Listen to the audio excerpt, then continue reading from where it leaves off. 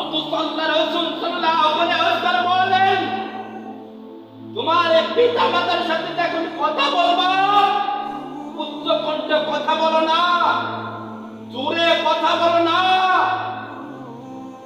কি বলছেন আল্লাহ রাসূল? বলছেন রাসূল সাল্লাল্লাহু আলাইহি ওয়াসাল্লাম মায়ের আদর তেমন ভাবে পায়নি, বাবার আদর তেমন ভাবে পায়নি।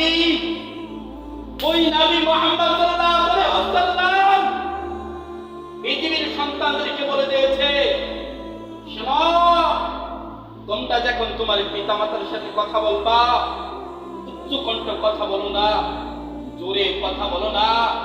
জোরে কথা বললে তোমার মা কষ্ট পাবে, জোরে কথা বললে তোমার বাবা কষ্ট পাবে। এই কথা আল্লাহ রাসূল সাল্লাল্লাহু আলাইহি ওয়াসাল্লাম। তুমি তোমার বাবার সাথে চমৎকার কথা বললা, আরশের মালিক তোমার রব তোমার প্রতি বেজার হয়ে গেল। তোমার মাকে তুমি ছোটবেলা, তোমার বাবাকে তুমি ছোটবেলা কত কষ্ট করেছ। তোমার মা যখন তোমাকে গিলাসের মাধ্যমে পানি খাওয়াইতো, তোমার মাকে বলছো, মা এটা কি? তোমার মা বলছে গিলাস। আমার মাকে প্রশ্ন করেছো, মা এটা কি? মা বলছে গিলাস। মা এটা কি? তৃতীয়বার প্রশ্ন করেছ, মা বলছে গিলাস। চতুর্থবার প্রশ্ন করেছ, মা তোমার কপালের মধ্যে চুমু দিয়ে বলছে, বাবা রে এটা কি তুই চিনস না? এটা হচ্ছে গ্লাস, এটা দ্বারাতে মানুষের পানি খায়। সুবহানাল্লাহ বলো।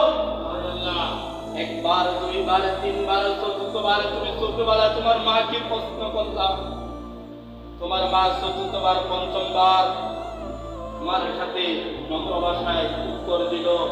আজকে তোমার কি হলো? তুমি সেই মায়ের সাথে তুমি চমৎকার কথা বলো, সেই বাবার সাথে তুমি চমৎকার কথা বলো।